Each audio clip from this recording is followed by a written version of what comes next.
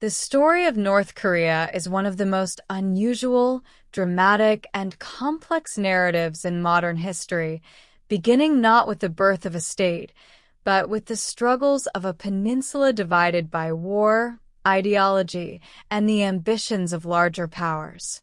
To understand North Korea and its place in the modern world, one must first travel back to the history of Korea itself, a land whose culture and people developed over thousands of years.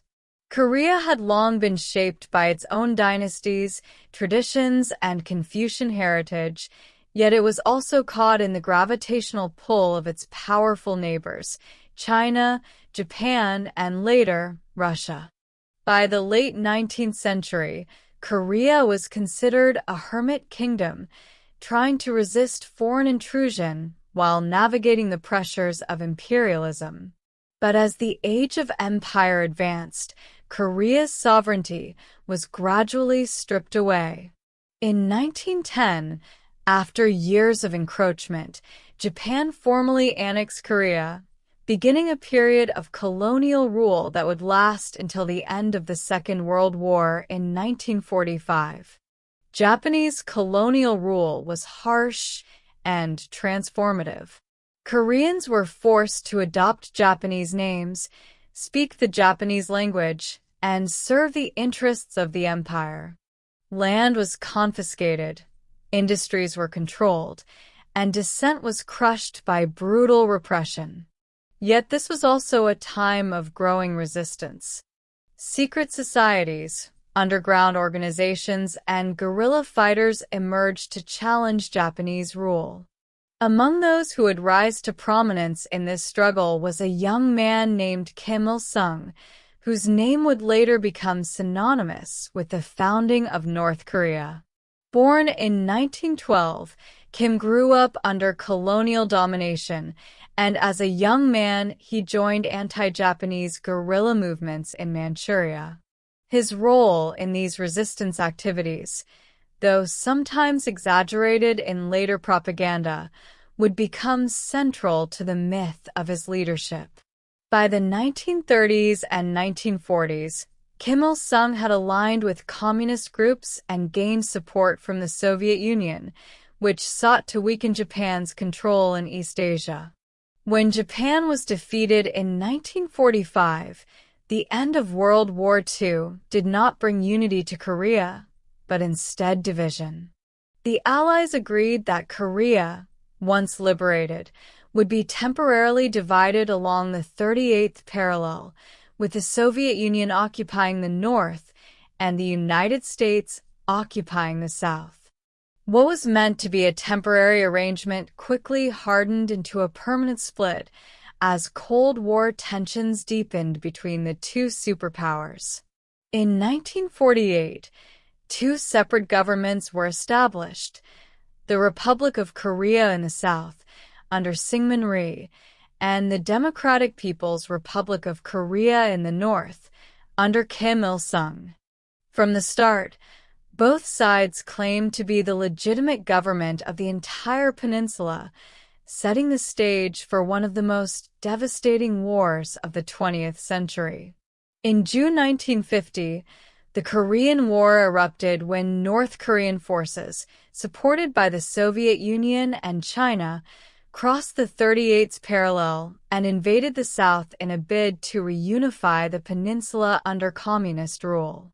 Initially, the North made rapid advances, capturing Seoul and pushing South Korean and American forces to the southern tip of the peninsula. But the tide turned when United Nations forces, led by the United States, launched a daring counteroffensive at Incheon, recapturing Seoul and driving the North Koreans back toward the Chinese border. Alarmed by the possibility of a U.S.-backed force on its doorstep, China intervened with massive numbers of troops, pushing the conflict back into a bloody stalemate. For 3 years, the Korean War raged with unimaginable ferocity, devastating towns and villages, displacing millions, and causing millions of deaths. By 1953, an armistice was signed, ending active combat, but leaving the peninsula divided along a demilitarized zone that still exists today. The war had profound consequences. For North Korea, the devastation was immense, but Kim Il-sung emerged as a war hero, consolidating his power and building the foundation of a regime that would endure for decades. The narrative of heroic resistance against American imperialism and its allies became a cornerstone of North Korean ideology, repeated in propaganda, education, and public life. Kim positioned himself not just as a political leader, but as the father of the nation, embodying its survival and struggle. The war also entrenched the division of Korea, creating two radically different states on either side of the 38th parallel, one capitalist and allied with the West, the other communist and aligned with the Soviet bloc. In the years after the war, Kim Il-sung said about reshaping North Korea into a socialist state modeled on the principles of Marxism-Leninism but infused with his own ideology, later known as Juche or self-reliance. Juche emphasized independence in politics, economics, and defense, rejecting reliance on outside powers. In practice, it justified the centralization of authority in Kim and the ruling Workers' Party of Korea. Under Kim's leadership, the country underwent rapid industrialization, with heavy industry prioritized and agriculture collectivized. Soviet and Chinese aid helped rebuild the country, and for a time, North Korea's economy outpaced that of the South. Cities were reconstructed, infrastructure expanded, and literacy and education became widespread. At the same time, Kim Il-sung was building a political system that revolved entirely around himself. A massive cult of personality developed, portraying him as the great leader, the genius who had liberated Korea, defeated imperialists, and guided the nation to prosperity. Statues, portraits, and slogans praising Kim appeared everywhere. His biography was mythologized, transforming him into a near-divine figure. Loyalty to Kim was demanded in every aspect of life, and dissent was crushed ruthlessly. Political purges eliminated rivals, and an elaborate system of surveillance and control ensured that ordinary citizens lived under constant scrutiny. The seeds of the totalitarian system that defines North Korea today were firmly planted in these early decades. By the 1960s and 1970s, North Korea presented itself as a model socialist state. Propaganda boasted of achievements in industry, science, and culture. The regime maintained strict control over information, cutting off citizens from the outside world and presenting North Korea as a paradise compared to the capitalist South. Internationally, Kim Il-sung positioned North Korea as a leader of the non-aligned movement, courting countries in Africa, Asia, and the Middle East with aid and military support. Yet beneath the surface, challenges were mounting. The economy, though initially strong, began to stagnate as the rigid system of central planning failed to adapt to changing conditions. Dependence on aid from the Soviet Union and China contradicted the principle of self-reliance, even as propaganda insisted that Juche was the guiding light of the nation. Still, by the late 20th century, North Korea had become one of the most tightly controlled societies on Earth, a state where ideology, politics, and daily life were inseparable, all orbiting around the figure of Kim Il-sung. His vision for North Korea would outlast him, carried forward by his descendants in a dynastic succession unparalleled in the communist world.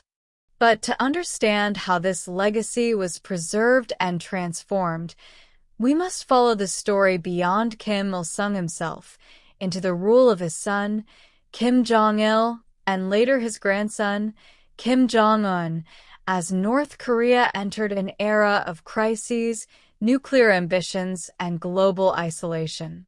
As the decades moved forward, Kim Il-sung solidified his place as the eternal leader of North Korea, shaping the country into a society unlike any other in the world. His rule was not only political but spiritual in its intensity, with every aspect of daily life infused with devotion to him. Schools taught children from their earliest years that Kim had saved the nation. Workers began each day with songs and odes of loyalty to the leader, and vast parades showcased military strength while glorifying his supposed genius. North Korea became less of a country in the conventional sense and more of a state built around the personality of one man. By the 1970s, Kim was not just preparing for the future of the state. He was preparing for the succession of his own family, a move that was highly unusual in the communist world.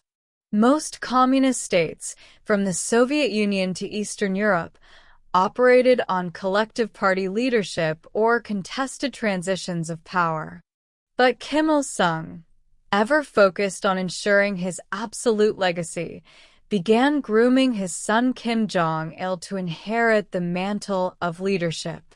Kim Jong Il's rise was gradual but unmistakable. Trained carefully within the Workers' Party of Korea, he was given key posts in the military, propaganda, and cultural affairs. By the mid-1970s, his status as the heir apparent was clear, though it would not be formally acknowledged until later. To prepare the people for the idea of dynastic succession within a socialist state, the regime expanded its cult of personality to include Kim Jong Il, portraying him as a brilliant thinker, a military genius, and a caring figure destined to continue his father's mission. State media constructed elaborate myths about his childhood, including tales that he had been born on sacred Mount Pektu under a bright star and that nature itself celebrated his birth. In reality, most scholars believe he was born in the Soviet Union during his father's guerrilla years, but the regime's mythology became accepted truth within North Korea.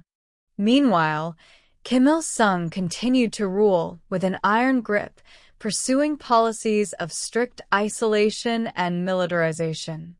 North Korea's philosophy of Juche hardened into an all-encompassing worldview that demanded loyalty, sacrifice, and independence from outside influences. The country rejected South Korea's growing ties with the West, maintaining that the capitalist South was a puppet of American imperialism. Yet, beneath the propaganda, the contrast between North and South was beginning to show.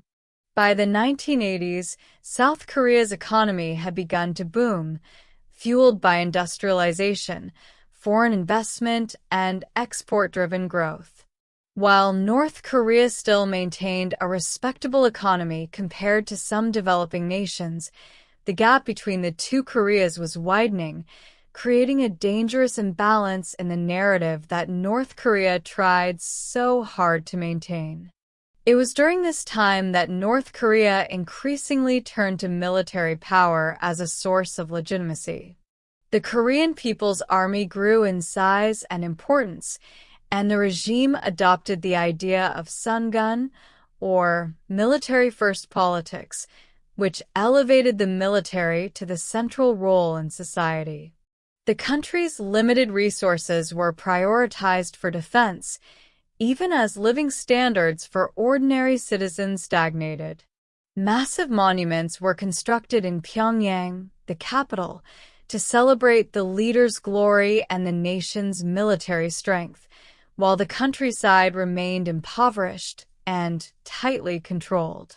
Dissent was unthinkable, as political prisons, Forced labor camps and brutal punishment awaited anyone suspected of disloyalty.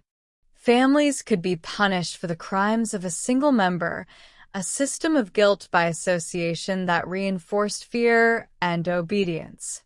By the early 1990s, North Korea faced its greatest challenge since the Korean War.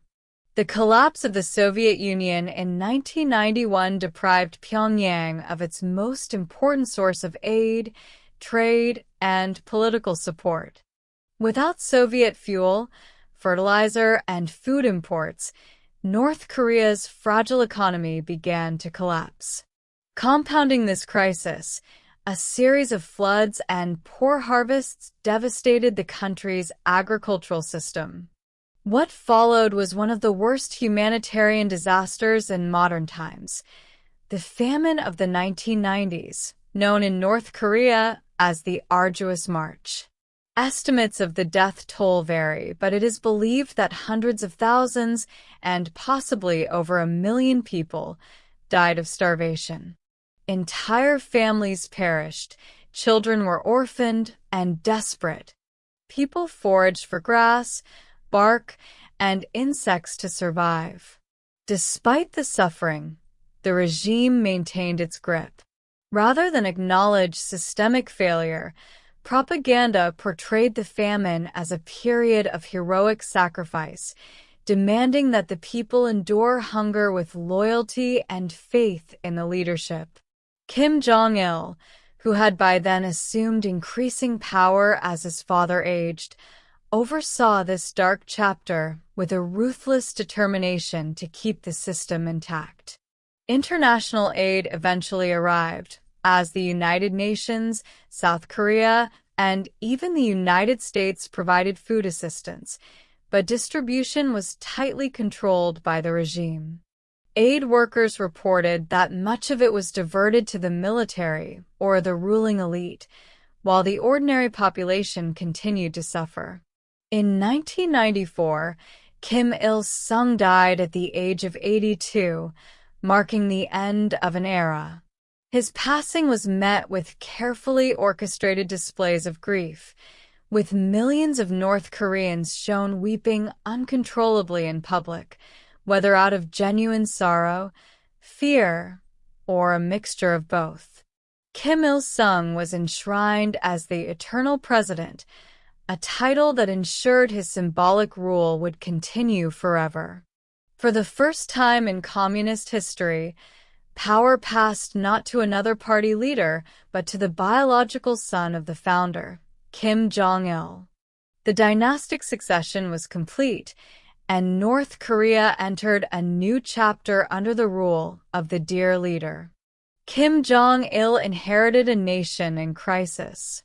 The famine continued, the economy was in ruins, and the international community increasingly isolated North Korea for its authoritarian practices and aggressive rhetoric.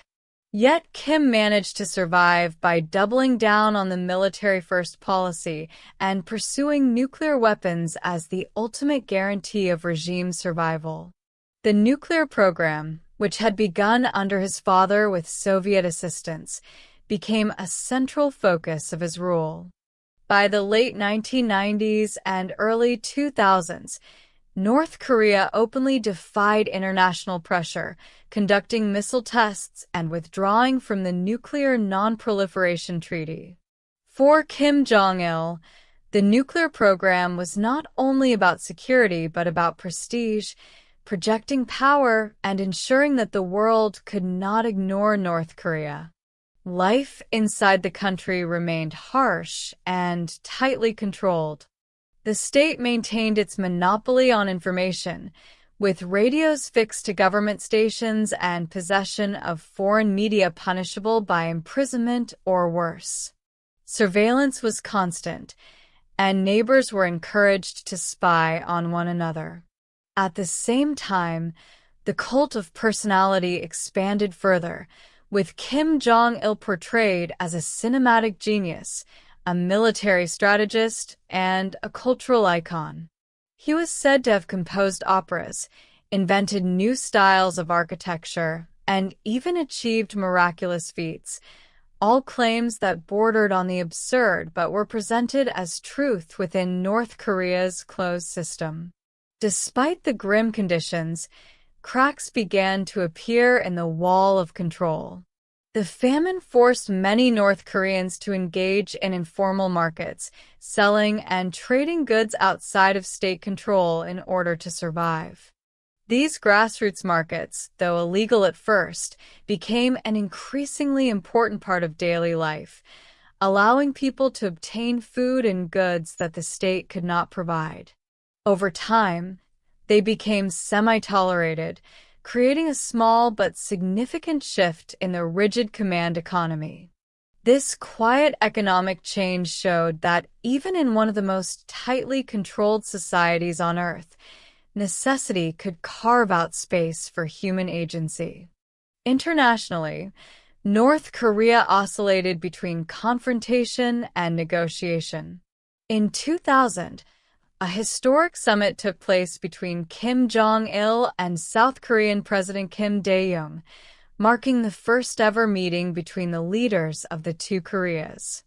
The event raised hopes for reconciliation, especially under South Korea's sunshine policy of engagement. Families separated by the Korean War were briefly reunited, and cultural exchanges took place. Yet these gestures were overshadowed by ongoing tensions over the nuclear issue.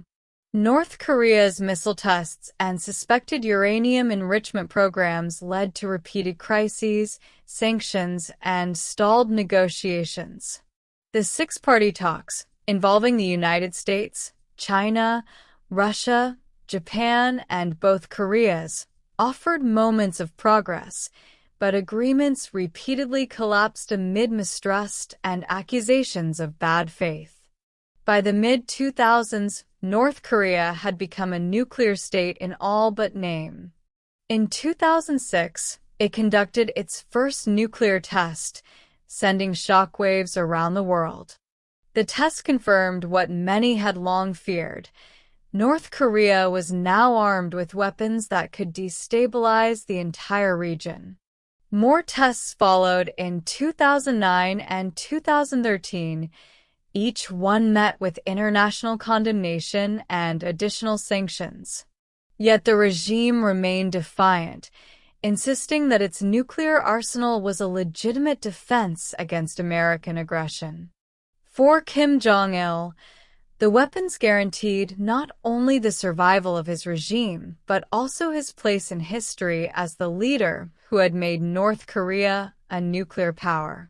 As the 2000s wore on, Kim Jong Il's health began to deteriorate. Speculation about his successor grew, with attention turning to his sons. Eventually, it became clear that his youngest son, Kim Jong Un, was being prepared to inherit power, following the same dynastic model that had transferred authority from Kim Il-sung to Kim Jong Il. When Kim Jong Il died in December 2011, state media once again portrayed a nation plunged into grief, with orchestrated displays of mourning and endless tributes to his leadership. His son, Kim Jong Un, though young and largely unknown to the outside world, assumed power with the full machinery of the state behind him. North Korea was now entering its third generation of hereditary rule, an extraordinary continuity in a supposedly socialist republic, and the world watched closely to see what direction the new leader would take. When Kim Jong Un assumed power in 2011 following the death of his father, many outside observers were skeptical of his ability to survive in a system so deeply entrenched in secrecy, hierarchy, and militarism. He was young, only in his late 20s, and had spent much of his earlier life abroad in Switzerland, where he attended school under an assumed name. Little was known about his character or leadership style, and analysts speculated that powerful figures within the ruling elite might sideline him or manipulate him as a figurehead. Yet within a short time, Kim Jong Un demonstrated that he was not only firmly in control, but willing to rule with a level of ruthlessness and decisiveness that would cement his authority. The initial period of his rule was marked by dramatic purges of rivals and potential challengers. High-ranking officials, military leaders, and even members of his own family were executed or disappeared, ensuring that no alternative centers of power could emerge. The most infamous case came in 2013 when Kim ordered the execution of his uncle, Jang Song-thaek, once considered the second most powerful man in the country. State media accused Jang of treason, corruption, and counter-revolutionary behavior, and he was eliminated in a public display of loyalty to Kim Jong Un's absolute control. From these early acts, it was clear that Kim Jong Un was modeling himself as a strong, unchallenged leader in the mold of his grandfather, Kim Il-sung, rather than the more reclusive style of his father. He cultivated an image of youth, vigor, and military strength, often appearing in public surrounded by generals, watching missile launches, or visiting military bases. Propaganda presented him as the great successor, chosen to carry forward the revolutionary legacy. To reinforce this continuity, the cult of personality that had deified Kim Il-sung and venerated Kim Jong Il now expanded to embrace Kim Jong Un, though always in relation to the eternal founder. His legitimacy was rooted in bloodline, ideology, and the narrative that only the Kim family could lead the nation against the hostile world beyond its borders. At the same time, Kim Jong Un sought to modernize certain aspects of the regime's image. He allowed limited consumer goods to appear in Pyongyang, encouraged modest improvements in living standards for the elite, and even tolerated the growth of semi-official markets that had sprung up during the famine years. But these were tightly controlled, designed to give the impression of progress without undermining the state's authority. More importantly, Kim prioritized the advancement of North Korea's nuclear and missile programs, making them the central pillar of his leadership. He accelerated testing, overseeing launches of increasingly sophisticated ballistic missiles capable of reaching not just South Korea and Japan, but potentially the United States. In 2017, North Korea conducted its most powerful nuclear test yet, claiming it had successfully detonated a hydrogen bomb. These actions confirmed what had long been feared. Under Kim Jong Un, North Korea was rapidly advancing toward the capability of delivering nuclear strikes across continents. The international response was swift and severe. The United Nations imposed some of the toughest sanctions in history, targeting North Korea's exports of coal, textiles, and seafood, as well as restricting its access to international banking. Yet sanctions did little to deter Kim. If anything, they were used as propaganda to reinforce the idea that North Korea was besieged by enemies, requiring unity, sacrifice, and loyalty. At the same time, Kim used his nuclear arsenal as leverage, knowing that it gave him bargaining power on the global stage. Unlike his father, who had been more withdrawn, Kim was willing to step into the international spotlight, engaging directly with world leaders in unprecedented ways. The most dramatic example came in 2018, when Kim Jong Un and U.S. President Donald Trump met face-to-face in Singapore, marking the first-ever meeting between the leaders of North Korea and the United States. The spectacle of the two men shaking hands on equal footing captured global attention. Kim presented himself as a statesman, while Trump hailed the possibility of peace. The summit, and the subsequent meeting in Hanoi in 2019 raised hopes of a breakthrough. Yet despite promises of denuclearization and security guarantees, the talks ultimately collapsed. North Korea insisted on the lifting of sanctions in exchange for partial dismantling of its nuclear facilities, while the United States demanded full denuclearization first. The failure of the negotiations highlighted the deep mistrust and conflicting interests at the heart of the conflict. For Kim, the meetings were still a victory. They elevated him to the status of a global player, treated as an equal by the leader of the world's most powerful nation. Domestically, Kim used these events to strengthen his grip, presenting himself as the defender of North Korea's sovereignty against American aggression. State media framed the summits as proof that the world was forced to recognize the greatness of North Korea and its leadership. Even when diplomacy failed, Kim's image was enhanced. He had shown the people that he could bring the United States to the negotiating table, something his father and grandfather had never done at such a level. This further cemented his legitimacy within the carefully controlled information bubble of North Korea.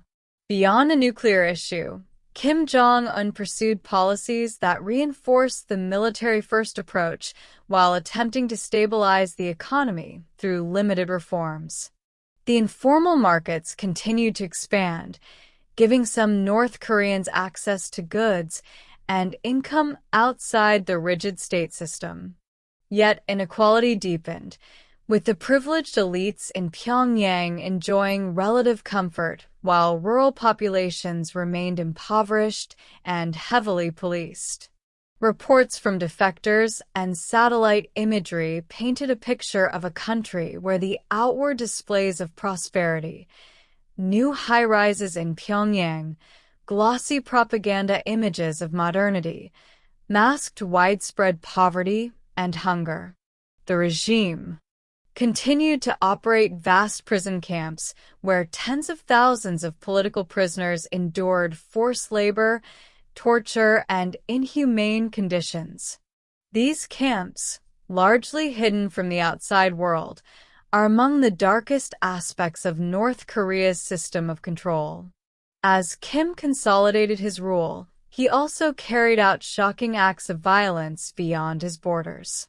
In 2017, his half-brother, Kim Jong Un, who had lived in exile and was once considered a possible alternative heir, was assassinated in Malaysia using a chemical weapon at an airport.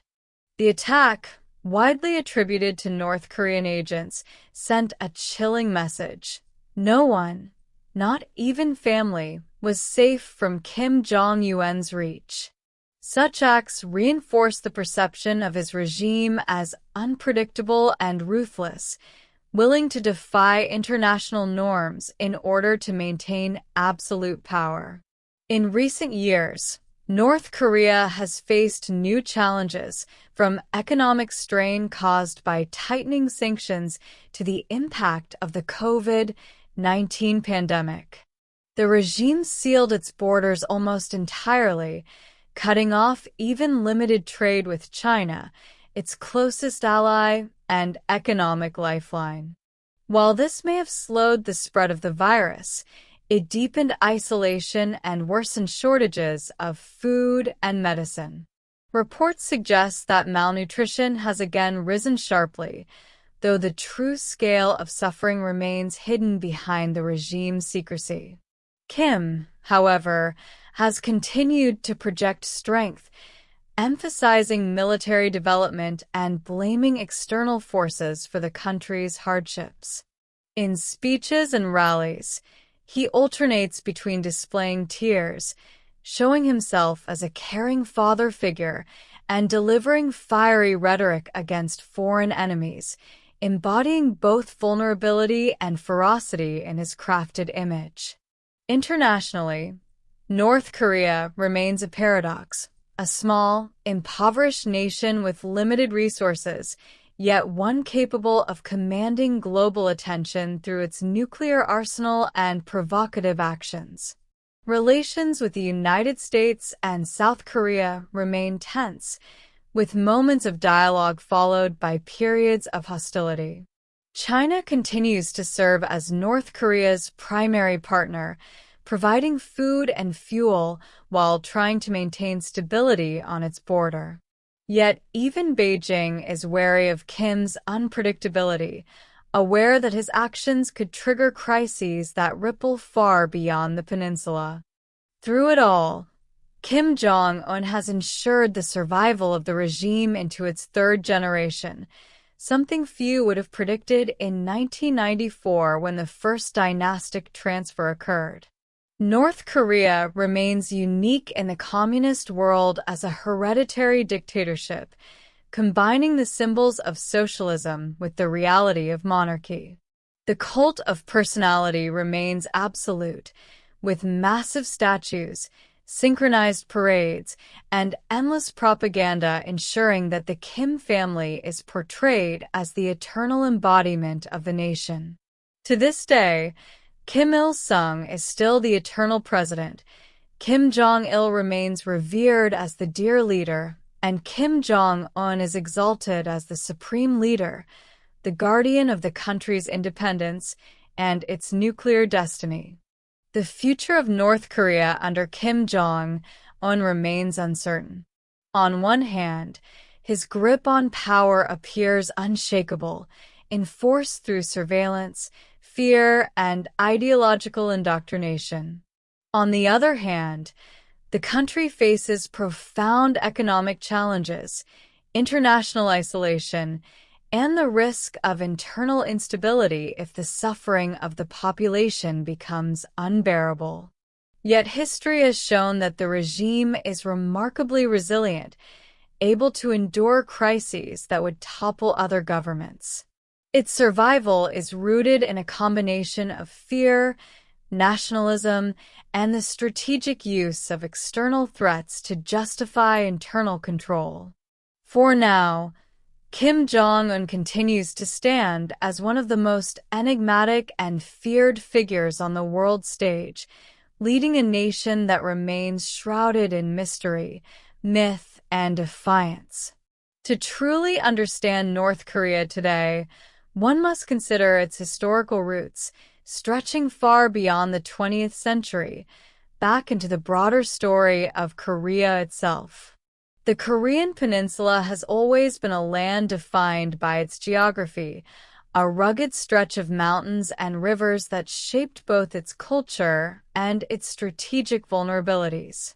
Historically, Korea developed its own dynasties, kingdoms, and cultural identity, yet it was never fully insulated from the influence of larger neighbors such as China and Japan. The Confucian traditions, inherited from centuries of Chinese interaction, emphasized hierarchy, loyalty, and order, principles that would later be reflected in North Korea's social and political system. At the same time, Korea cultivated its own sense of national pride, language, and customs, which provided a foundation for resistance against foreign domination. These cultural and historical threads created a society that valued obedience, communal identity, and a centralized authority, qualities that the Kim dynasty would exploit to maintain control over modern North Korea. In the 20th century, the legacy of Japanese occupation and the division of the peninsula after World War II set the stage for a state that was both highly militarized and intensely insular. The creation of the Democratic People's Republic of Korea under Kim Il-sung was not simply the emergence of a new government.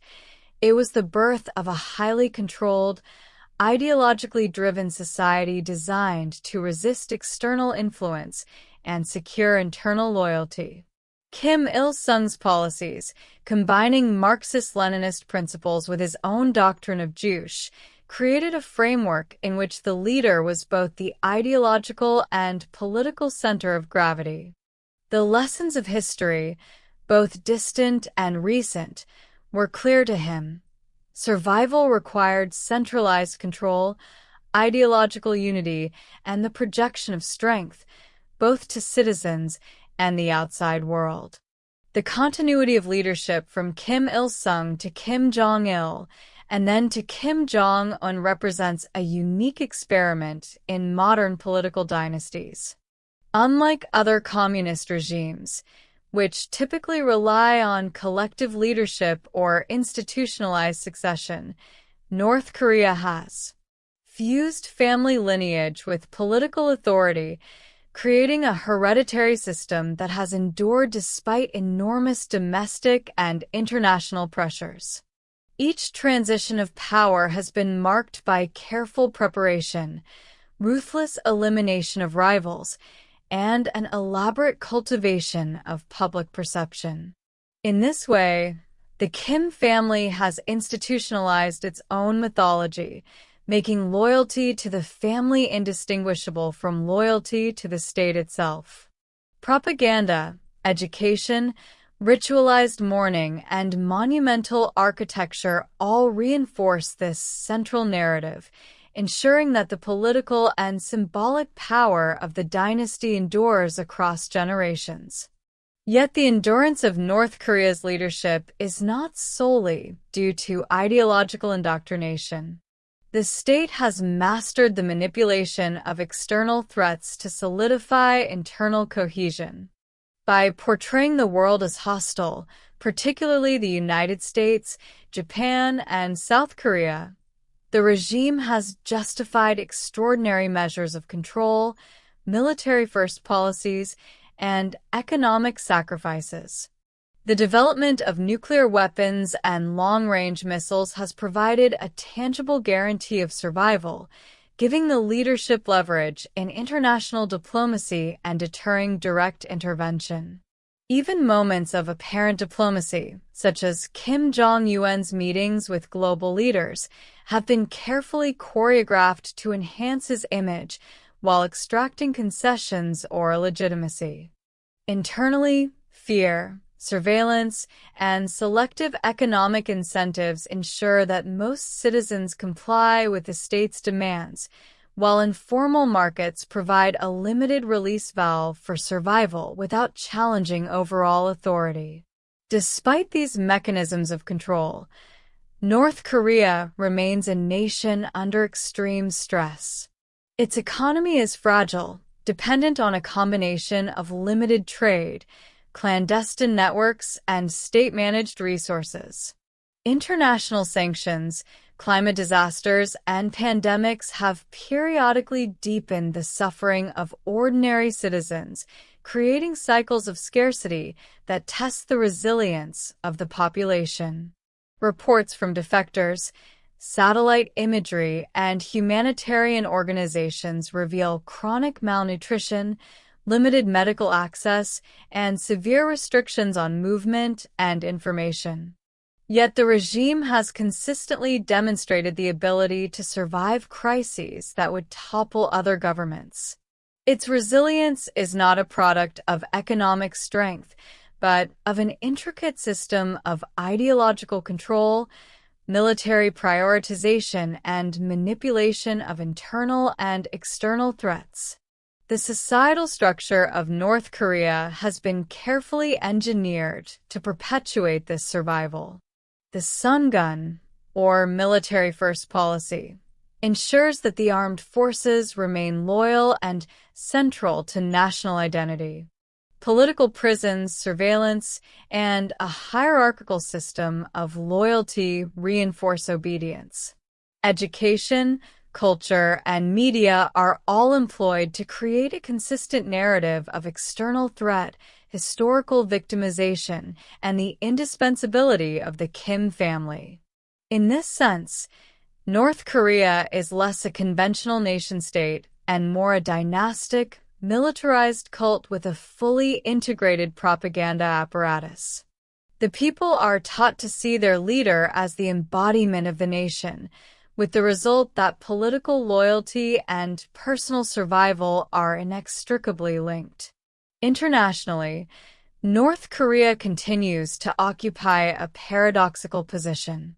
It is economically underdeveloped compared to its neighbors, politically isolated, and reliant on a small number of allies.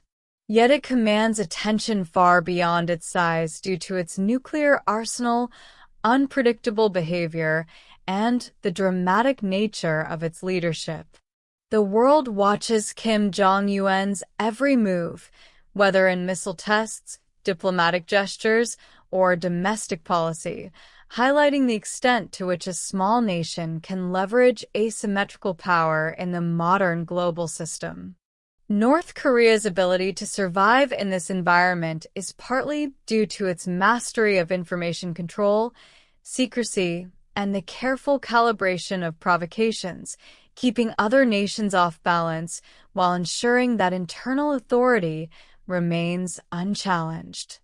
The legacy of the Kim dynasty is complex.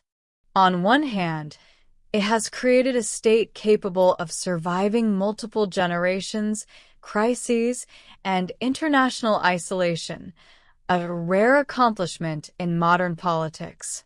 On the other hand, this continuity has come at an extraordinary human cost, with repeated famines, suppression of freedoms, and the maintenance of a rigidly hierarchical and fearful society.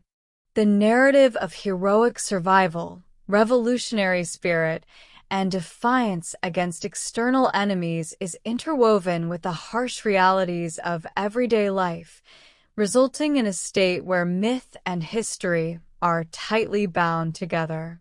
The psychological and cultural impact of this system cannot be overstated. North Koreans are socialized from birth into a worldview that emphasizes collective survival, loyalty to the leader, and suspicion of the outside world. Looking forward, the future of North Korea remains uncertain. Kim Jong Un appears firmly in control, but the pressures of an isolated economy, potential internal dissent, demographic challenges, and international sanctions continue to test the limits of the regime. Whether the dynasty can adapt to these challenges without undermining its own ideological framework remains an open question. Analysts speculate that the regime may continue to balance limited economic reforms with strict political control, using technological advances, selective engagement with the outside world, and continued nuclear development to maintain stability. Alternatively, unforeseen crises, whether from natural disasters, economic collapse, or political fragmentation, could destabilize even this highly controlled society. In the broader context of Korean history, North Korea represents both continuity and divergence. It draws upon centuries of Confucian influence, historical experiences of foreign domination, and nationalist sentiment, yet it has transformed these elements into a highly idiosyncratic, modern authoritarian state. It is a living example of how historical memory, ideology, and leadership can converge to create a society that defies conventional expectations. The persistence of the Kim dynasty demonstrates the power of centralized authority, the manipulation of ideology, and the creation of a cult of personality in shaping a nation's trajectory. It also illustrates the limits of external influence in effecting meaningful change when internal control is absolute. As we reflect on the history of North Korea from its roots in the struggle against Japanese occupation, through the Korean War, the dynastic succession from Kim Il-sung to Kim Jong Il, and now Kim Jong Un, to the nuclear brinkmanship and modern isolation, a complex portrait emerges. It is a country defined by resilience, fear, ideology, and survival. It is a state that has endured when many predicted its collapse, yet one whose people continue to live under extraordinary constraints. Understanding North Korea requires not only knowledge of its politics and military power, but an appreciation of its deep historical context, the cultural forces at play, and the extraordinary lengths to which the regime goes to maintain continuity and control. In the end, North Korea's story is far from complete. It continues to evolve under Kim Jong Un, shaped by internal imperatives and external pressures. The nation's past provides insight into the durability of authoritarian systems, the ways ideology can mold society, and the extraordinary impact of individual leaders on the course of history. For scholars, historians, and global observers, North Korea remains one of the most enigmatic, enduring, and consequential states in the modern world, a living testament to the extraordinary convergence of history, ideology, and power that has shaped one of the most secretive nations on Earth.